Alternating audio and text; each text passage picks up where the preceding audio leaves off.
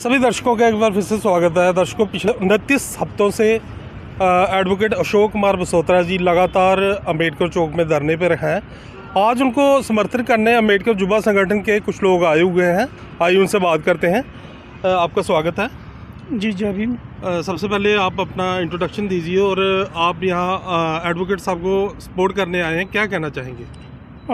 साथियों, मेरा नाम आर डी थापा है। अम्बेडकर युवा संगठन हम सोशल ऑर्गेनाइजेशन है जो लगातार समाज में दबे कुचले लोगों की सहायता करता आ रहा है और एजुकेशन पे हम काम करते हैं। तो हमारा जो जब से बसोत्रा साहब जी बैठे, हम लगातार बसोत्रा साहब के साथ आ रहे हैं और उनको सपोर्ट कर रहे हैं, समर्थन दे रहे हैं।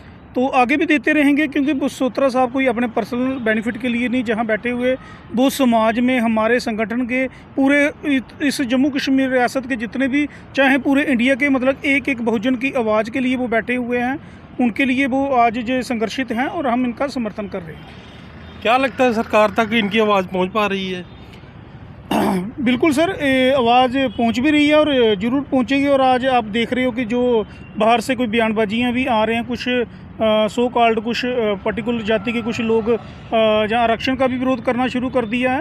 तो ये इसी का प्रभाव है कि लोग, मतलब उनको लग रहा है कि रिजर्वेशन ख़त्म होनी चाहिए, जबकि रिजर्वेशन अभी तो हमें दी ही नहीं गई है।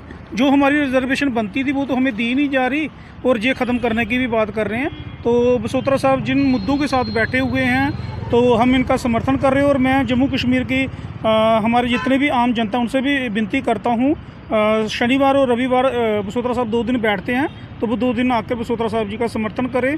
नहीं तो आने वाली पीढ़ियां हमसे सवाल पूछेंगी कि जब हमारा समाज पीछे जा रहा था, हमारे समाज के हक हकूक़ ख़त्म किए जा रहे थे, तो आप लोग कहाँ थे? जैसे कि आप भी समाज के लिए काम कर रहे हैं, लोगों में कितनी अवेयरनेस आई है इस धरने से?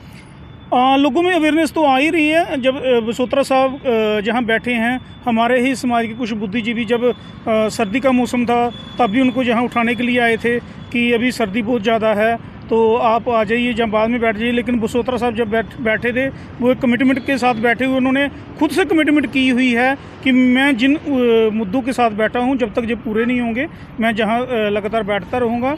तो जैसे कि हम आगे भी समाज में जाते हैं तो बसोत्रा साहब जी की चर्चा होती है। तो ये ऐसा नहीं है कि लोगों को पता नहीं, लोग अवेयर हो रहे हैं, आम जनता अवेयर हो रही है।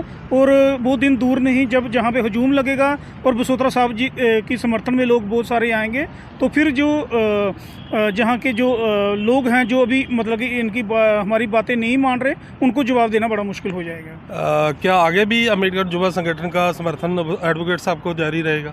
हाँ, मैंने जैसे कि पहले ब्रीफ किया कि हमारा शुरुआत से समर्थन है बसोत्रा साहब जी को, और लगातार हमारा समर्थन बना रहेगा। सर, 29वां हफ्ता क्या कहना चाहेंगे? बहुत ही अच्छा रिस्पांस है लोगों का। 29 हफ्ते में हमने देखा है कि बुद्धिजीवी वर्ग भी अब चेता है, उसमें भी एक चेतना आई है, और आम जनता में तो बहुत ज़्यादा चेतना आई है।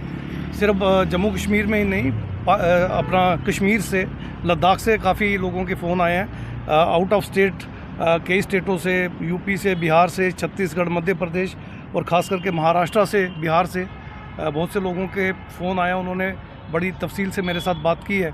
तो काफ़ी अच्छा प्रभाव है। पूरे भारत में हमारी ये मांगे जो है ट्रैवल कर रही हैं, लोगों में पेनिट्रेट कर रही हैं। सर, 1951 में कास्टों का शेड्यूल आया था, जिसे शेड्यूल कास्ट बोला जाता है, जिसमें रिजर्वेशन की सिफारिश की गई थी। और 1990 में मंडल कमीशन में ओबीसी को रिजर्वेशन की सिफारिश की गई थी। यहाँ पर अभी तक वो लागू तो हुआ नहीं, लेकिन कुछ लोग सुनने में आया कि इसका विरोध कर रहे हैं। जो चीज़ लागू ही नहीं हुई, उसका विरोध कैसे हो रहा है? देखिए, ब्राह्मण, क्षत्रिय, वैश्य या तथाकथित जो स्वर्ण जातियाँ हैं, वो अपने हकों को लेके हमेशा से जागरूक रहे हैं, और उनकी जागरूकता की वजह से वो पहले ही समझ जाते हैं कि आने वाले समय में रिजर्वेशन का इम्पैक्ट क्या होगा।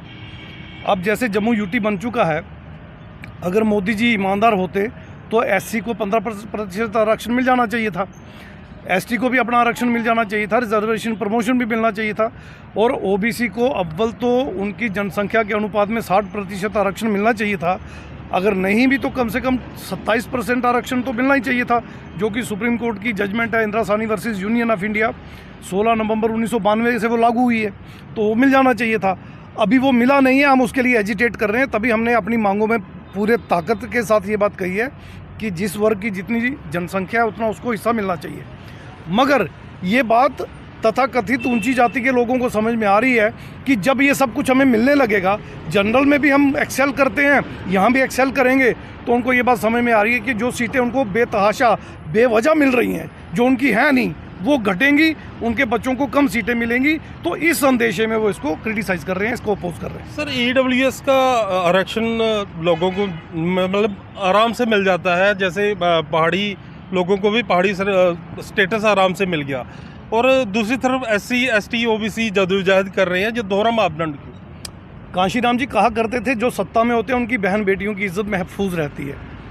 इसका दूसरे शब्दों में अर्थ ये है कि जो लोग सत्ता पे, शासन प्रशासन न्यायपालिका मीडिया पे, देश के साधनों संसाधनों पे कब्जा कर लेते हैं, वो हर चीज़ अपने फेवर में फटाफट करवा लेते हैं।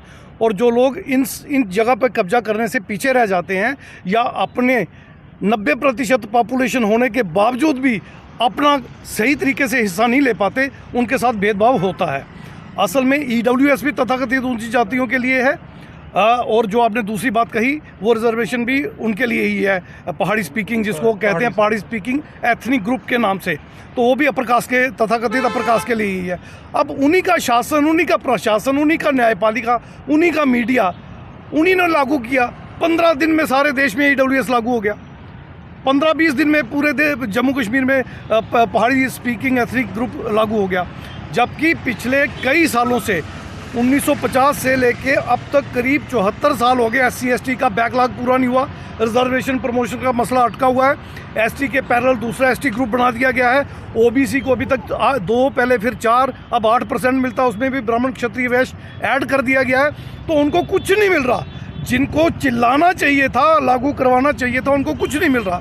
दूसरी तरफ सत्ताधारी लोग जो हैं वो सारा कुछ 80% पहले ही वो ले रहे थे, 10% EWS में उन्होंने ले लिया, और अब जो 10 हमें मिल रहा है उसमें भी वो घुसपैठ कर चुके हैं। अब 100% का 100% ये ले गए।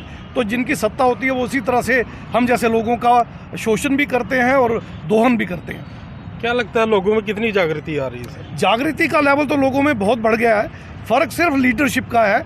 कमिटेड लीडरशिप की हमारे पास कमी है। जो हमारे तथाकथित लीडर हैं वो बिकाऊ हैं, दल्ले हैं, दलाल हैं, बड़वे हैं, वो AC रूम में सो रहे हैं, समाज के हितों की चिंता नहीं कर रहे। अब हमें लीडर बनना होगा। ये मेरे साथ जो मेरे भाई बंधु खड़े हैं, इन्हें निकलना होगा समाज में से। इस तरह की ईमानदार लीडरशिप को हम चुन चुन के निकालेंगे और अपनी लड़ाई खुद लड़ेंगे, अपने हितों की रक्षा हम खुद करेंगे। ये थे एडवोकेट अशोक बजोत्रा जी, जो पिछले 29 हफ्तों से यहाँ धरने पे बैठे हुए हैं। वीडियो को ज़्यादा से ज़्यादा लाइक शेयर करें।